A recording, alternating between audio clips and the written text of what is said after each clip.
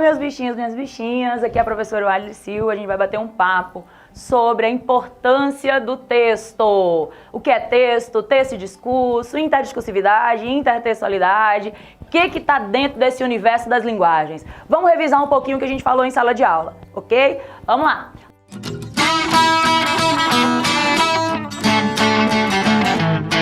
Olha só, a gente trabalhou essa música aqui em sala de aula, que foi o que é, de Gonzaguinha. Vocês lembram? Com certeza vocês têm que lembrar, hein? Vamos comigo aqui. Começar do título. O que é, né? Ele tá fazendo um questionamento sobre o quê? Sobre o que é a vida, sobre exatamente quais são as nuances que envolve cada ser humano diante da condição e da fase da vida que cada um de nós vivenciamos. Vocês, jovens adolescentes, nós, adultos, ou pessoas mais idosas, crianças, bebês, cada um dentro de uma fase, o que é a vida? Quando ele faz esse questionamento, a gente precisa marcar algumas coisas. Geralmente, quando a gente passa para o que é, são questionamentos de uma fase da nossa vida, né? Geralmente é uma fase infantil que a gente pergunta o que é a vida. Então ele se apropria dessa linguagem para trazer esse discurso. Ou seja, eu posso dizer então que aqui está tendo uma comunicação, está transmitindo uma mensagem. Portanto, é um texto? É um texto. Transmite nesse conjunto de signos, né, códigos, sinais, tecnologias, linguagens, ele está transmitindo uma mensagem significativa para cada um de nós. Portanto, é um texto, ok? Vocês estão vendo que tem outros textos aqui, daqui a pouco a gente vai falar. É um texto, beleza. Essa produção, ela teve um contexto para ser, né, efetivada. E hoje nós vivemos um contexto. Então, todas as vezes que eu olho um texto dentro de um contexto, eu estou estabelecendo uma relação histórica social. Eu estou entendendo que aquele texto ele tem uma prática social. Ele é uma materialidade linguística que tem uma prática social, que tem um objetivo comunicativo, que tem um objetivo de estabelecer literalmente um dialogismo, um diálogo com a sociedade, trazer uma reflexão, trazer uma informação, formar opinião, ou seja, transmitir uma mensagem, né? Nessa perspectiva, quando eu olho o texto dentro de um contexto histórico-social, eu literalmente olho esse texto como um discurso, como uma prática discursiva, né? Eu vou avaliar o tema desse texto, eu vou perceber qual suporte o texto foi publicado, o contexto de produção, circulação e o contexto histórico que aquele texto está inserido, ou qual a representatividade social que aquele texto vai, né, ser representativo. Aí eu tenho que perceber, existem vários tipos de linguagem. Linguagem verbal, linguagem não verbal. Ok? Nesse caso aqui nós estamos lendo a linguagem verbal, utiliza-se da palavra, né? Palavreia as coisas, é palavrear, como eu gosto muito de dizer em sala. Ou seja, é literalmente uma estrutura usando a linguagem verbal, tá? Quando a gente observa isso aqui, se a gente para pensar, né? Existe a linguagem verbal e não verbal e existe também as linguagens conotativa e denotativa. Então, ó, conotativa, essa bagunça organizada aqui, daqui a pouco vocês vão ter aí, tá? Projetado para vocês um mapinha mental com esse resuminho do que eu tô falando, que a gente falou em sala, tá? Denotativa. Então, beleza. Linguagem conotativa, linguagem figurada. É o campo do não objetivo, ou seja, é um texto não objetivo, é um texto que está na base da plurissignificação, dos vários sentidos que um texto pode ter no contexto, né, que ele foi inserido, ou seja, ele depende do contexto, ok? Em que ele está sendo utilizado. Já o denotativo é o sentido literal, é o dicionarizado, que eu costumo dizer, é aquele que não depende do contexto e, obviamente, é aquele que vai traduzir de forma objetiva, meu povo. Então, de olho aqui na nossa cachola, tudo isso que a gente está analisando aqui, tudo aquilo que a gente está pensando, esse texto ele foi produzido por alguém, Gonzaguinha, né? Ele foi transmitido, interpretado por inúmeros outros cantores. Mas uma coisa é importante que vocês percebam, então sempre vai ter essa relação autor-leitor, né? Ou emissor e espectador, ou seja, interlocutores, são aqueles que fazem parte da comunicação. seja esse texto verbal, não verbal, misto, seja esse texto audiovisual, ou seja, com multissemioses, seja esse texto híbrido, qualquer texto que transmitir uma mensagem, seja em qualquer gênero textual, dentro de uma categorização de qualquer tipo de texto, ele vai transmitir, sem dúvida, uma mensagem com a ideia de comunicação. Quem se comunica, obviamente, é aquele sloganzinho que não é do tempo de vocês, né? Quem se comunica não estrubica, certo? Então, para se ter a comunicação, é coletivo, é um acordo coletivo, ou seja, é um conjunto de signos, é um conjunto de códigos, de sinais, de tecnologias, que coletivamente a gente entra em um acordo para que a gente possa se comunicar. Ou seja, o que é que eu estou traduzindo? Língua. Isso é a língua. Né? Esse caldeirão de informações que a gente está colocando aqui para vocês, que a gente viu em sala, foi a partir, vou pegando um dos textos, agora eu vou trabalhar um pouquinho os outros textos. Esse texto aqui, vamos analisar ele um pouquinho. A gente já viu o título dele, faz referência a uma fase infantil, ou seja, Gonzaguinha é infantil? Não, ele está imaginando um sentido figurado. Ele está fazendo aí, literalmente, um paralelismo com a fase infantil, que pergunta o que é das coisas, que tem a ideia do descobrir, do conhecer. Ou seja, essa é a ideia do conhecer. É a busca por conhecer. Conhecer o quê? Vocês podem me perguntar. A gente trabalhou em sala, conhecer a vida. Ele traz aqui para nós um tratado do que é a vida em várias concepções. Mas ele vai e resume tudo isso no refrão. Olha o refrão, vamos recapitular o que a gente viu em sala. Eu fico, eu tenho o quê? Eu tenho o eu lírico aqui, ok? Eu tenho o eu lírico. Beleza. Se eu tenho o eu lírico aqui, né? Esse eu lírico, ó, ficou horrível essa letra. Meu Deus do céu, professora, vamos melhorar essa letrinha aqui, né? Pelo amor de Deus, né? Eu tenho o eu lírico em que ele diz, eu fico com a pureza. Quando ele fala a pureza, ele novamente volta para o universo infantil. Né? Da resposta das crianças. Da resposta das crianças para o quê? Para o que é a vida. Né? Então, nesse caso aqui, das crianças, nós fizemos uma dedução que é a fase infantil e aí no verso ele vem caracterizando isso. Tá? É a vida, é bonita e é bonita, continua. Quando ele diz é a vida, ele está trazendo para nós o sentido geral do tema. Ele vai discutir sobre o que é a vida, sobre como a vida se configura, sobre como ela passa por fases, sobre como alguns acreditam que é uma crença. E ele vai continuando. É um sopro, né, do Criador, numa atitude repleta de amor, ele vai trazendo conceitos do que é a vida. Né? Nessa percepção, quando ele traz conceito, ele resume tudo isso nessa frase aqui. É bonita e é bonita. Quando ele resume isso, que é bonita, ele traz uma conclusão.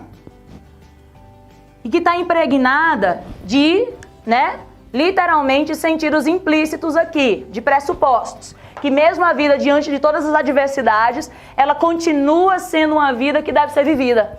Né? Que a gente deve perceber a beleza disso tudo. E tem até um verso que ele diz, né? Eu sei que a vida devia ser melhor e será. Ou seja, é continuar acreditando, é cantar, cantar e cantar, ser um eterno aprendiz. Essa é uma filosofia de vida que a gente pode dizer quando a gente trabalhou as músicas, né? Vocês estão lembrados aqui? Essa é uma das questõezinhas da lista de vocês. Ah, eu vou até fazer um babado aqui, que eu gosto de, né, literalmente movimentar o negócio. Né? Vocês estão lembrados disso? Pensa, ó, olha essa outra música. Né? Vocês estão lembrados disso daqui? Olha essa outra. Vamos para a próxima. Tudo isso aqui. Algumas dessas estão lá na lista de vocês. Você está jogando no chão, depois eu pego. Né? Olha aí, eu gosto da bagunça. Olha aí. Beleza. Professora, o que quer dizer? Nós temos aqui linguagens, obviamente, aqui no cartaz, verbais, tá certo? Usando a letra, ou seja, eu estou usando a linguagem verbal. Só que a maioria dessas letras aqui, vamos pegar só essa aqui, ó. Que meu amor não será passageiro. Te amarei de janeiro a janeiro. Aqui, essa música, essa letra, ela traz uma plurissignificação. Ou seja, exatamente como, né, a música de Gonzaguinha. Essas duas letras são plurissignificativas. Exercem essencialmente uma linguagem o quê? Conotativa. Portanto, uma das características de um texto literário é exatamente a predominância, literalmente, né, da linguagem conotativa. Ou seja, o que eu quero dizer com essa chuva de conhecimento para vocês? Tá? É que quando a gente percebe as nossas relações sociais e humanas, nós nos comunicamos por meio de textos. Ok, gente? tá? O texto que eu estou usando aqui para estabelecer essa comunicação é a música, tá, do Gonzaguinha e algumas de outras músicas que eu acabei aqui, né, jogando no chão, certo? Nessa percepção eu quero que vocês entendam, todas as nossas comunicações elas se baseiam por meio de gêneros textuais, sempre por meio de gêneros textuais. Esses gêneros textuais, eles vão estar caracterizados com a intencionalidade comunicativa, com o propósito comunicativo. Não esqueçam disso, tá? Esse propósito comunicativo, ele pode utilizar a linguagem verbal ou não verbal, ele pode usar a linguagem conotativa ou denotativa, ou misturar essas linguagens, mas o objetivo sempre é estabelecer uma materialização linguística e se estabelecer entre uma comunicação social, né, em ambientes que vão ser adequados à norma padrão ou utilizar variantes padrões. Isso daí, ó, é outro momento, é outra revisão. Mas, em suma, vamos revisar o que a gente, né, colocou até agora, certo? Lembrando, ó, eu tenho aqui, além desses textos que eu trouxe, né, eu tenho esse texto aqui. Esse texto aqui é uma miniatura de uma, né, escultura do Rodin, tá certo? O Pensador, observem, né? É verbal ou não verbal? Não verbal. É uma escultura, é uma obra de arte. Não é o sentido utilitário, mas é o sentido o quê? Estético, artístico. Não é um texto literário, porque não usa a palavra. O texto literário, ele tem que usar a palavra, seja essa palavra escrita, falada, interpretada, né? Ou literalmente, tá certo? Cantada, certo? Então, aqui eu tenho uma obra de arte. Comunica pra gente uma informação, provavelmente esse homem que está pensativo aqui, dá uma ideia, literalmente, do poder de consciência que o ser humano tem, do poder de conhecimento que ele tem, ou seja, é uma manifestação artística, por meio do quê? Escultura, em um dado momento e lugar, em um contexto histórico, social. Então, ele está transmitindo uma mensagem. Isso quer dizer que um texto, ele não é só um texto escrito por meio de palavras ou falado por meio de palavras. Um texto é literalmente um signo que transmita uma mensagem diante de um conjunto de regras, sejam essas regras gramaticais, ou as regras de comportamento ou regras sociais, né, que vão estabelecer regras estéticas que vão estabelecer uma comunicação. Vamos para essa daqui agora, vamos lá, tá? Uma fotografia documental, outro gênero textual, tá? Linguagem não verbal. A fotografia aqui capta literalmente a realidade. Se eu disser para vocês que o contexto histórico-social, que essa fotografia da fotógrafa documental Ariadna Faleiro, né, que traz pra gente um projeto que trabalha lá no Haiti de documentar a orfandade, a miséria e a fome. Ou seja, eu tenho um tema que esse texto ele está sendo produzido, eu tenho um contexto pelo qual esse texto está sendo veiculado. É uma obra de arte? Sem dúvida, é uma documentação da realidade, um olhar pessoal e subjetivo de alguém que está literalmente enxergando, né, o mundo através de uma câmera de fotografia e vai propagar pelo mundo essa mensagem que ela quer executar através desse trabalho documental. Linguagem não verbal. Ok, pessoal? Aqui eu tenho uma pintura do grande Carlos Drummond de Andrade, né? Que inclusive a Procura da Poesia é um dos textos que está lá no material de vocês, tá certo? Por que nós produzimos arte? Por que nós produzimos poesia? Por que nós nos comunicamos por meio de textos? Tudo isso tem a ver com linguagens. Nós usamos as linguagens o tempo inteiro. Nesse exato momento você está assistindo essa videoaula, ela é repleta de linguagens. Ela tem a linguagem verbal, tá certo? Ela tem a linguagem gestual, essas imagens que vocês estão vendo aí, tá bom? Ou seja, ela é multissemiótica, ela tem múltiplas semioses, ela tem o som, né? Então, tudo é um processo de comunicação. Carlos Drummond de Andrade, pintado nesse quadro aqui, traz a ideia: tudo é possível, só eu impossível. O eu lírico novamente, texto em verso, né? Ou seja, todos os textos poéticos, professoras, ou literários são produzidos em verso? Não, para tudo e presta atenção nesse resuminho que eu vou dar para vocês agora. E uma das questões da prova é exatamente, e também da lista, é exatamente questionar vocês a partir dos gêneros que nós estamos estudando, seja músicas, audiovisuais, né? Textos como crônica, conto, charge, fotografias, né? Por que a gente tem que diferenciar, né? Texto literário, texto não literário. Vamos agora caracterizar o texto literário, tá? Vou tirar um pouquinho isso daqui para poder ter um espaçozinho para a gente conversar sobre o texto literário. O texto literário, literalmente, tá? Ele vai ter algumas características que são fundamentais. Que quando você analisar um texto literário, você tem que se preocupar com isso, tá? Que características são essas, tá certo? Subjetividade. A gente viu isso em sala. Ou seja, a visão pessoal de um poeta, de um artista, tá certo? No caso da literatura, o escritor, tá bom? O produtor de texto, seja ele em prosa ou em verso, tá? Imitação do real.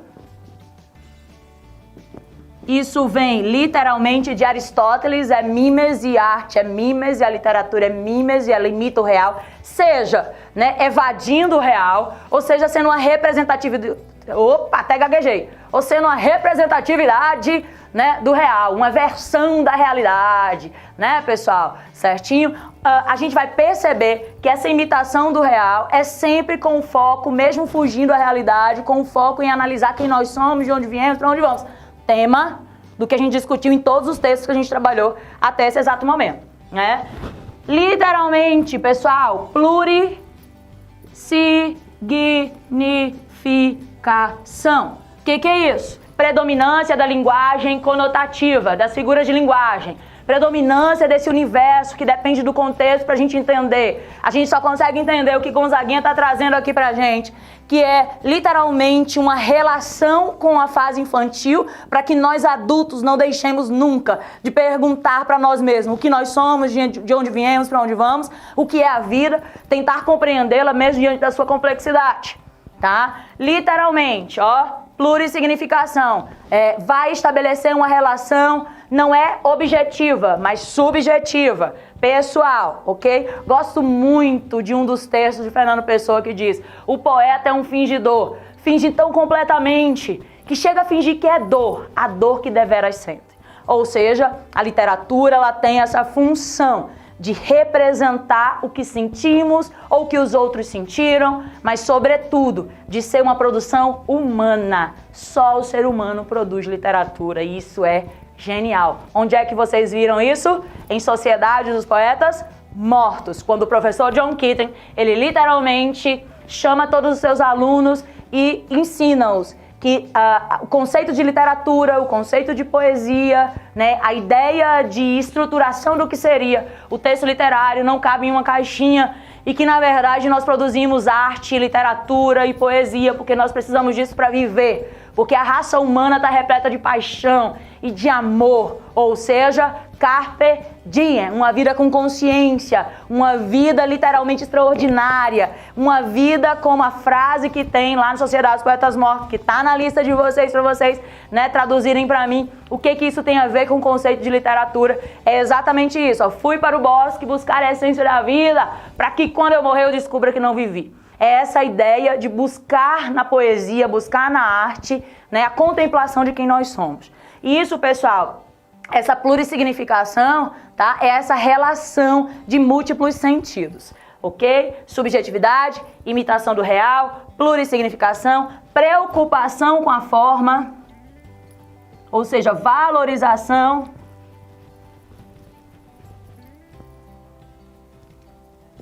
com a forma, ou seja, uma valorização da forma, tá? Seja ela em verso, em prosa, seja essa estrutura, né, da literatura, seja ela qual for, a gente se preocupa numa perspectiva estética, tá? Lembrem-se que essa coisa do que é belo e do que é feio, isso é altamente questionável, ok? A gente tem outra característica do texto, né, literário, tá certo? Além de subjetividade, imitação, plurissignificação, preocupação com a forma, é a intangibilidade. Que palavrão, né?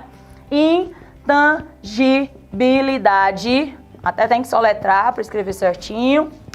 Essa intangibilidade linguística, só o autor ou a autora de uma produção literária pode alterar aquele texto para continuar sendo daquele autor. Quando ele se modifica, é uma paródia, é uma paráfrase, é uma readaptação, é uma adaptação de uma obra de um autor por outro ou por outra. Então, lembrem-se sempre, isso tem a ver com direitos autorais. O texto, ele é imutável para continuar sendo aquele autor, né? E existe uma perspectiva que é literalmente uma produção individual, tá?